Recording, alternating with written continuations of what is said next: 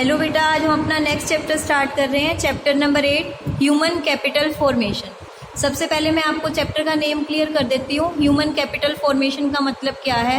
Human होते हैं इंसान, कैपिटल आपकी पूंजी, फॉर्मेशन उनकी एफिशिएंसी को इंक्रीज करना, उनको फॉर्मुलेट करना। अब कोई भी इंसान है, कोई भी काम है, आप किसी भी जगह पे काम कर रहे हो, किसी भी इंसान के बिना वो काम नहीं हो सकता।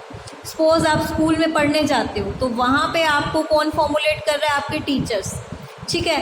किसी भी फॉर्म में अगर एम्प्लॉय काम कर रहे हैं, जब वो आपके लिए कैपिटल है, पूंजी है। क्यों पूंजी है?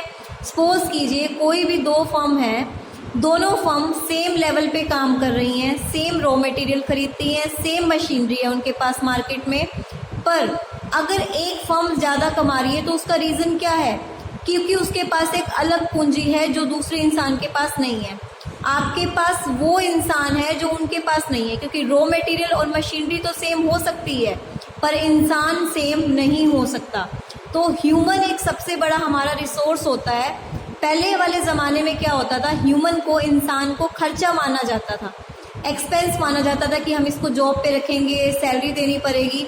पर आज के टाइम पे ह्यूमन को सबसे बड़ी कैपिटल समझा जाता है, एक रिसोर्स समझा जाता है।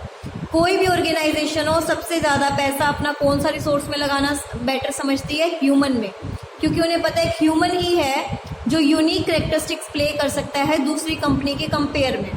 एक एम्प्लॉय ऐसा है जो 10 जनों को काम कर सकता है, और एक एम्प्लॉय ऐसा है जो एक इंसान काम 5 घंटे में कर रहा है, उसको वो काम करने के लिए 3 दिन चाहिए। तो आप देखो दोनों इंसानों में कितना फ़र्क है। तो ह्यूमन कैपिटल फॉर्मेशन के थ्रू हम क्या कर सकते हैं? एक इंसान के काम करने की कैपेसिटी को बढ़ा सकते हैं, उसकी स्किल्स, उसकी नॉलेज को इंक्रीज कर सकते हैं। तो आज इस चैप्टर में हम यही पढ़ेंगे कि किस तरह से अपनी जो हमारे इंसान की पूंजी है हम उसको इंक्रीज कर सकते हैं। तो सबसे पहले concept of human capital and human capital formation. Human capital refers to the stock of skill and expertise of a nation at a point of time. एक पॉइंट ऑफ टाइम पे आपके पास कितना स्टॉक है? किस चीज़ का? स्किल एंड एक्सपर्टाइज का।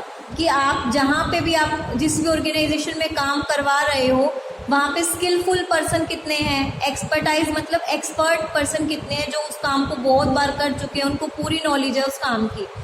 It is the sum total of skill and expertise of. Expertise किस किस चीज़ में हो सकता है? जैसे इंजीनियर्स हैं, डॉक्टर्स हैं, प्रोफेसर्स हैं, वर्कर्स हैं, ये सारे ही किसी न किसी काम में बिजी हैं। कोई प्रोडक्शन प्रोसेस में है, कोई किसी प्रोसेस में है। तो अब ये देखिए, डॉक्टर भी बहुत सारे होते हैं, फिर भी कोई ना कोई तो स्पेशलाइज होता है ना। अगर कोई बीमारी होती है, मानो किसी को कैंसर है, तो हम कहते हैं ना वो कैंसर स्पेशलिस्ट है। उसके आगे स्पेशलिस्ट क्यों लगता है? क्योंकि उसकी स्किल्स ज़्यादा हैं, वो एक्सपर्ट है। इसी तरह कोई प्रोफेसर है, कोई वर्कर है, तो हमें सबका पता होता है कि कौन कितना एक्सपर्ट है, किस में कितनी स्किल है। तो ये होती है ह्यूमन कैपिटल। उसके बाद आपको क्या कहा गया? देखिए, ह्यूमन कैपिटल फॉर्मेशन एक प्रोसेस है। ह्यूमन कैपिटल तो आपकी पूंजी हो गई इंसान के रूप में, जो आपकी उसकी नॉलेज और उसके एक्सपर्ट का यूज़ कर रहे हो आप। ह्यूमन कैपिटल फॉर्मेशन एक प्रोसेस आ जाती है। ये क्या है? एक प्रोसेस जिसके थ्रू हम क्या करते हैं? ऐड करते हैं उसके एग्जिस्टिंग स्टॉक में कुछ नया। एग्जिस्टिंग स्टॉक में क्या है? उसकी स्किल और नॉलेज। स्किल और नॉलेज में हम कुछ नया ऐड करते हैं। मीन्स आपको जितनी नॉलेज है, सपोज करो फैक्ट्री में नई मशीन आई है, आपको पहले वाली मशीन में बहुत एक्सपर्ट हो, पर हम चाहते हैं कि आप और अच्छे से काम करो, तो हमने आपको क्या प्रोवाइड की? ट्रेनिंग। तो वो ट्रेनिंग जो हम आपको दे रहे हैं वो किसका पार्ट है? ह्यूमन कैपिटल फॉर्मेशन का पार्ट है। If human capital stock of a nation consist of 10,000 skill workers at the beginning of 2018 and if at the beginning of 2019 वो बढ़ के कितने हो गए? 12,006। पहले 10,000 थे, फिर 12,000 हो गए। क्यों? क्योंकि आपने उन वर्कर्स पे काम किया है। जो लोग एक्सपर्ट नहीं थे, जिनके पास स्किल्स की कमी थी, आपने उनको स्किल्स दी हैं। अब आपके यहाँ पे काम करने वाले लोग 2000 से बढ़ गए हैं। तो ह्यूमन कैपिटल फॉर्मेशन क्या है? एक प्रोसेस है जिसके थ्रू हम क्या करते हैं? Acquire and increasing the number of person. हम नंबर ऑफ पर्सन्स को बढ़ाते हैं। किनको? जिनकी स्किल, एजुकेशन और एक्सपीरियंस हमारे लिए ज़रूरी है for the economic and political development of a country. हमारे देश की इकोनॉमिक और पॉलिटिकल डेवलपमेंट के लिए ये चीज़ ज़रूरी है। Human capital is different from physical capital and financial capital.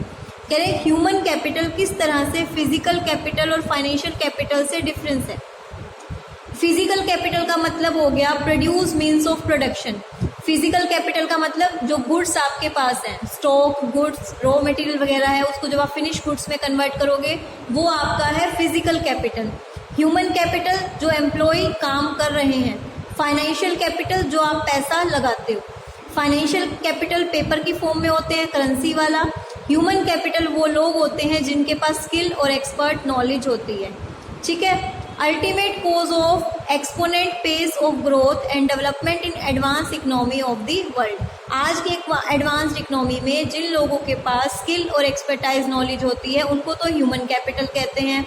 Physical capital जो गुड्स आपने बना के तैयार किए उन्हें फिजिकल कैपिटल कहते हैं। फाइनेंशियल कैपिटल जो आपका करेंसी की फॉर्म में है।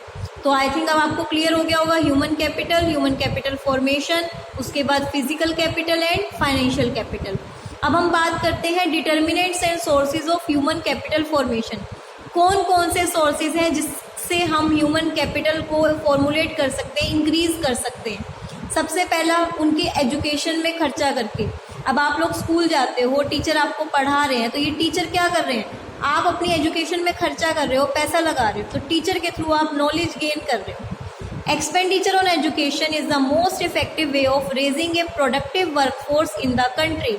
अब आपके ऊपर जो पैसा लगाया गया है, खर्चा किया गया है, तो प्रोडक्टिव रिजल्ट निकलेगा। Therefore, a very important determinant of human capital formation, ये बहुत important determinant है।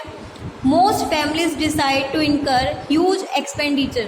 बहुत सारी फैमिलीज ऐसी होती हैं जो अपने बच्चों के ऊपर ज़्यादातर पैसा लगाना अच्छा समझती हैं एजुकेशन पे, चाहे उन्हें पैसा बाहर से लोन लेके क्यों ना लगाना पड़े। रीज़न, क्योंकि इसका रिटर्न फ्यूचर में बहुत ज़्यादा मिलने वाला है। उनको भी पता है कि अगर वो आज अपने बच्चों को पढ़ा लिखा देंगे तो फ्यूचर में कहीं ना कहीं बच्चे जाके अच्छी जगह पे पोस्ट हो जाएंगे, जॉब करेंगे। Education enables an individual to make a good living throughout the life.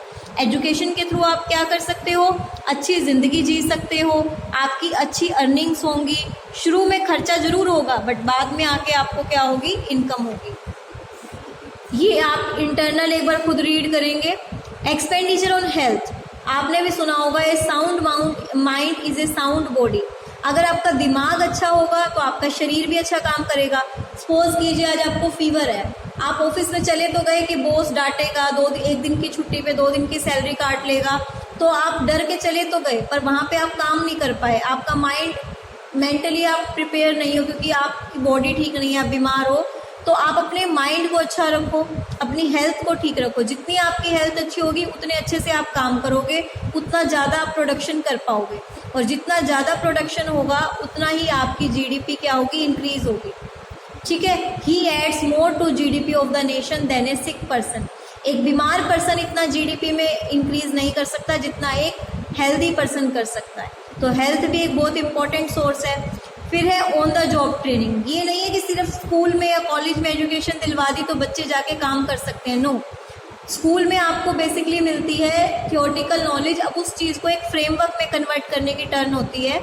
आप जब कहीं भी किसी भी जॉब पे जाते हो तो वहाँ पे ज़रूरत होती है कि आपको एक शेप दी जाए, आपको समझाया जाए कि वो काम कैसे करना है। उस चीज़ के लिए ऑन द जॉब, नाम से क्लियर है कि जॉब के साथ साथ आपको नॉलेज दी जाएगी। इट अनेबल्स टू रेज, इससे आपकी एफिशिएंसी बढ़ेगी। आपके मन में जो डर होगा काम करना, डर है कि हम काम नहीं कर सकते, वो डर दूर होगा। ऑन द जॉब ट्रेनिंग्स में आप क्या कर सकते हो, प्रोग्राम्स बनते हैं आपके, क्योंकि इसमें भी जो रिटर्न है वो कॉस्ट से ज़्यादा। यहाँ पे कोई कंपनी आपको ट्रेनिंग क्यों दिलवाएगी, क्योंकि कंपनी जितनी कॉस्ट, जितना पैसा ट्रेनिंग में लगा रही है उसको आने वाले टाइम में उससे ज़्यादा रिटर्न मिलेगा, क्योंकि एम्प्लॉय उससे ज़्यादा काम करके आपको देंगे। तो ये भी एक इम्पॉर्टेंट फीचर है। Next, study programmes for adults. Adults कौन होते हैं, 18 ईयर्स से अबव। 18 ईयर्स के अबव के बाद बच्चे बहुत कंफ्यूज होते हैं कि उन्हें किस फील्ड में जाना है, उन्हें क्या काम करना है। तो गवर्नमेंट कि वो गलत रास्ते पे ना चले जाएं, तो इसके लिए गवर्नमेंट कुछ स्टडी प्रोग्राम्स निकालती है अलग अलग लेवल पे, एनजीओज निकालती हैं, जिससे क्या हो, वो सीखें, वो अपने आप को समझ सकें कि लाइफ में वो करियर में कहाँ जा सकते हैं। इससे ये भी एक प्रोडक्टिविटी का सोर्स आपके सामने बन के आएगा। दूसरा है माइग्रेशन। माइग्रेशन का मतलब होता है एक जगह से एक जगह को छोड़ के दूसरी जगह पे जाना अपने बेटरमेंट के लिए। तो माइग्रेशन में आप क्या करते हो, आप utilisation of inactive skills. Inactive skills मतलब जो चीज़ आप अभी तक कर नहीं रहे थे, अब आप उसको एक्टिव कर रहे हो, बेटर कर रहे हो। ठीक है, माइग्रेशन में आपका क्या क्या खर्चा आता है, देखिए ट्रांसपोर्टेशन का आएगा, आप एक जगह से दूसरी जगह पे जाओगे, और दूसरा सोशल एनवायरनमेंट का, वहाँ पे रहने का। अब ये लोग हैं, जैसे बिहार से लोग हैं, अब देखा आपने देखा होगा कोरोना के कारण कितने लोग फंस गए थे, कितनी बसेज उनके लिए अरेंज की गई थी। क्यों? क्योंकि वो लोग अपने घर से माइग्रेट होके आए हुए थे काम की तलाश में बाहर। उसके बाद देखिए आपको क्या कह रखा है, येट पीपल माइग्रेट। अगर कोई माइग्रेट होता है तो क्यों होता है? क्योंकि उसे पता है कि उसके पास नॉलेज है, पर जहाँ पे वो है वहाँ पे जॉब की फैसिलिटी नहीं है। जब वो बाहर जाएगा तो उसके पास जॉब अपॉर्चुनिटीज़ आएंगी। बिकॉज जो गेन ऑफ माइग्रेशन है, हर जगह देखो हम कोई चीज़ क्यों कर रहे हैं, क्योंकि वो उसके खर्चे से ज़्यादा है। माइग्रेशन का खर्चा, लोग बाहर क्यों आते हैं, बेवकूफ़ थोड़ी हैं, इतना उनको आने में खर्च नहीं लगता, पर बाहर आके वो ज़्यादा कमा ज़रूर सकते हैं। तो माइग्रेशन भी एक क्या है, इम्पॉर्टेंट फीचर है। फिर है इन्फॉर्मेशन। कुछ लोगों के पास इन्फॉर्मेशन ही नहीं होती कि क्या है, मतलब क्या क्या कोर्स वो कर सकते हैं या क्या क्या अचीव कर सकते हैं, प्रोफेशनलिज्म कैसा होता है। तो कुछ स्पेशल इंस्टीट्यूशंस बनाए जाते हैं जहाँ पे उनको ये पूरी नॉलेज दी जाती है कि मार्केट में क्या चल रहा है, क्या स्पेशलाइज स्किल उनको चाहिए। इससे वो जान सकते हैं कि उनका प्रोडक्टिव पोटेंशियल क्या है, वो कितना प्रोड्यूस कर सकते हैं इन्फॉर्मेशन के थ्रू। तो ये हमने सारे कंप्लीट किए हैं डिटर्मिनेंट या सोर्सेज ऑफ कैपिटल फॉर्मेशन, कि किस तरह से हम ह्यूमन की कैपिटल को फॉर्मुलेट कर सकते हैं। ह्यूमन कैपिटल और ह्यूमन डेवलपमेंट में आपको डिफरेंस करना है। ये दोनों ही आपस में रिलेट करते हैं बट सेम नहीं है, आइडेंटिकल नहीं है। ह्यूमन कैपिटल एक मीन्स है to end. Human capital in a means sense that consist. Human capital में हम क्या लेते हैं कि उसके पास स्किल कितनी है, नो हाउ, कितनी नॉलेज है, कितनी नॉलेज में वो उस काम को कर सकता है। Increase in productivity is the end result.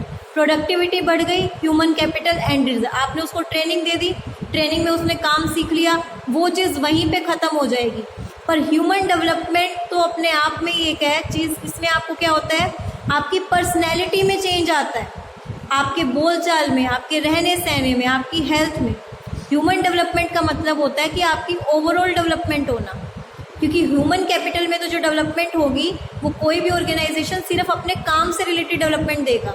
Human capital का मतलब है कि आपको सिर्फ एक मशीन सिखानी चलाएगा, जबकि ह्यूमन डेवलपमेंट का मतलब क्या है, आपकी ओवरऑल डेवलपमेंट, यानी कि जो आप सीखोगे लाइफ टाइम वो आपके साथ रहेगा।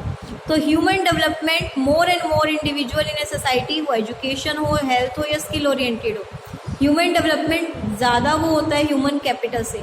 क्योंकि कैपिटल में सिर्फ कोई भी ऑर्गेनाइजेशन होगा वो अपने अकॉर्डिंग करवाएगा, पर डेवलपमेंट आपकी ओवरऑल पर्सनैलिटी की होती है।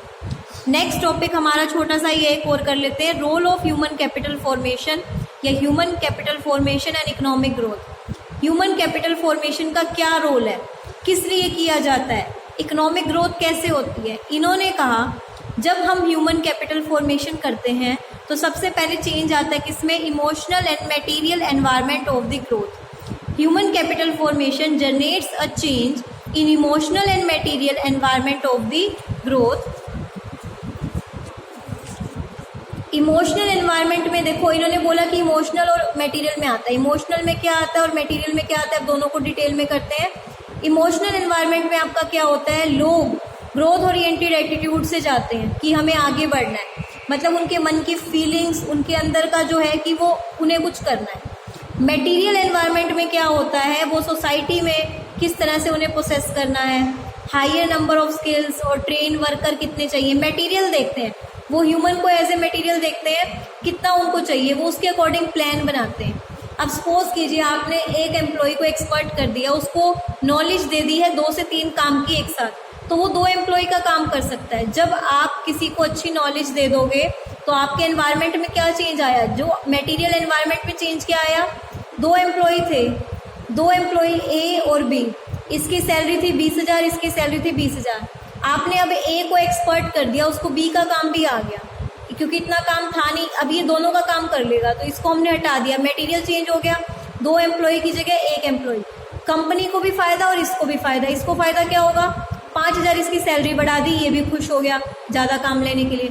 पर कम देखा जाए तो कंपनी ज़्यादा बेनिफिट में है। कंपनी बेनिफिट में क्यों, कंपनी को यहाँ से 15,000 का प्रॉफिट हुआ। एक एम्प्लॉय को विड्रॉ करने के बाद इसको लालच दिया गया कि 5,000 पे बढ़ा देंगे, तो वो 2 जनों का काम करने के लिए खुश हो गया। और क्या चेंज आता है, higher productivity of physical capital. Physical capital में मैंने आपका क्या कहा था, फिनिश गुड्स। जब आपके वर्कर ट्रेंड होंगे तो वो जीडीपी इंक्रीज करेंगे, कैसे, उनको पूरी नॉलेज है, फटाफट से प्रोडक्शन करेंगे, तो फिजिकल कैपिटल में ग्रोथ होगी। इनोवेटिव स्किल्स, इनोवेटिव स्किल्स का मतलब होता है न्यू आइडियाज जनरेट करना। इनोवेटिव स्किल्स का मतलब क्या होता है, न्यू आइडियाज जनरेट करना। तो ह्यूमन कैपिटल फॉर्मेशन के थ्रू क्या होगा, आपको स्किल, आपकी ट्रेनिंग, पर्सोनल बढ़ाई जाएगी, इनोवेशंस की प्रोबेबिलिटी, आपका एरिया ऑफ प्रोडक्शन इंक्रीज होगा। ये लाइफ लाइन है ग्रोथ की। नेक्स्ट और लास्ट पॉइंट है हमारा higher rate of participation and equality. Participation का मतलब क्या है, सपोज कीजिए आज ऑफिस में मीटिंग है, किसी एम्प्लॉय को अगर थोड़ा सा डाउट होता है कि मुझे डर लग रहा है कि भाई कुछ पूछ ना लें और मेरे को आता ना हो, मेरी नौकरी चली जाएगी, वो डर के मारे फ़ोन करके कह देगा मेरी आज तबीयत खराब है, मैं नहीं आ रहा। जैसे आप लोगों को टेस्ट नहीं आता, आप लोग कोई एक्सक्यूज़ बना के चले जाते हो ना, तो इसी तरह से एम्प्लॉय भी करता है। पर अगर टेस्ट लेने से पहले मैंने आपको बार बार उसकी प्रैक्टिस करवाई हो, बार बार उसकी रिवीजन अगर मैंने आपको करवाई होगी, तो आप टेस्ट देने से घबराओगे नहीं, आप पार्टिसिपेट करोगे। सेम एम्प्लॉय के केस में होता है, अगर एम्प्लॉय को ट्रेनिंग दी जाएगी, उसको काम सिखाया जाएगा, तो वो काम चोरी थोड़ी करेगा, काम से भागेगा थोड़ी, ठीक है। अब जब एम्प्लॉय आते हैं हमारे, जब ऑर्गेनाइजेशन में एंटर होते हैं, तो हर किसी की नॉलेज अलग अलग होती है, पर ट्रेनिंग सबको एक साथ दी जाती है, तो वो क्या करती है, इक्वलिटी का काम करती है। तो पार्टिसिपेशन ज़्यादा होगा और इक्वलिटी आएगी। क्लियर है, तो ये आपका था रोल कि ह्यूमन कैपिटल फॉर्मेशन से आपको क्या क्या फ़ायदा होने वाला है। उसके बाद आपका क्या है, प्रॉब्लम्स हैं जो हम कल के वीडियो में करेंगे। कोई डाउट हो तो आप पूछ लेना। Thank you.